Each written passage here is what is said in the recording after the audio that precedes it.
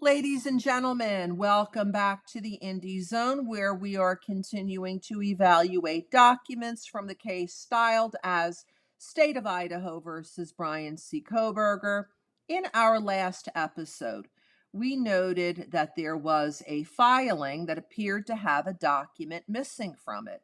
It was the February 3rd, 2023 motion for supplemental discovery in this case that Ms. Taylor filed on behalf of her client, Mr. Kohberger.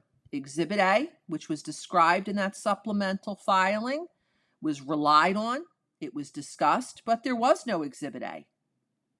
There was no indication why Exhibit A was not filed, although it was referenced to. There was no redacted statement of any kind that was filed on the 3rd of February.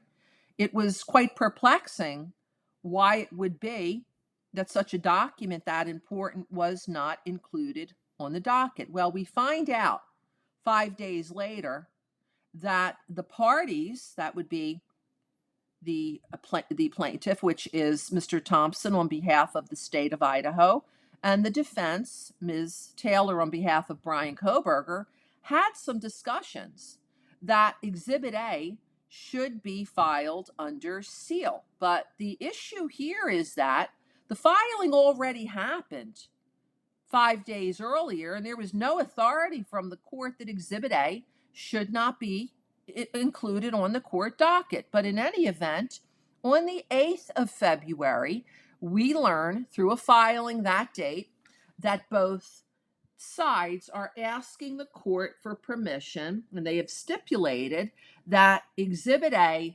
to that filing 5 days earlier should be done under seal. It's signed by Ms. Taylor on behalf of Mr. Kohberger and Mr. Thompson on behalf of the state of Idaho. So essentially, the parties have taken an action. In this case, in my opinion, it's the defense, without authority from the court to not include Exhibit A, although it's referenced. And then there was some agreement between both sides that a stipulation should be filed asking that the court enter an order to authorize that Exhibit A be kept from the public domain so that we do not have any indication of what's included in Exhibit A. This is a continuing theme and a problem, in my opinion, about this case. There is precious little that has ever been released to the public, either by the Moscow Police Department or in the courts, about the actual evidence. There's a description of the evidence. There's a theory about Mr. Kohberger's alleged guilt that appears in the affidavit of probable cause, but the affidavit of probable cause is not evidence. It talks about evidence. It talks about all these viewings of suspect vehicle 1 at all locations, but to this day, May 31st, 2024, when I'm recording this, there has never been an official release of an image of suspect vehicle 1 anywhere. It is still from the public domain hidden. We've talked about some other things that happened earlier in this case, such as a request for discovery that Mr. Thompson apparently filed that appears nowhere on the docket that was responded to by the defense on the 30th of January. And apparently in one of the private attorneys for one of the victims' family, Mr. Gray, we learned about a meeting, a conference that was held with the judge in January, for which there's no notice of that hearing or that conference or whatever it was on the docket.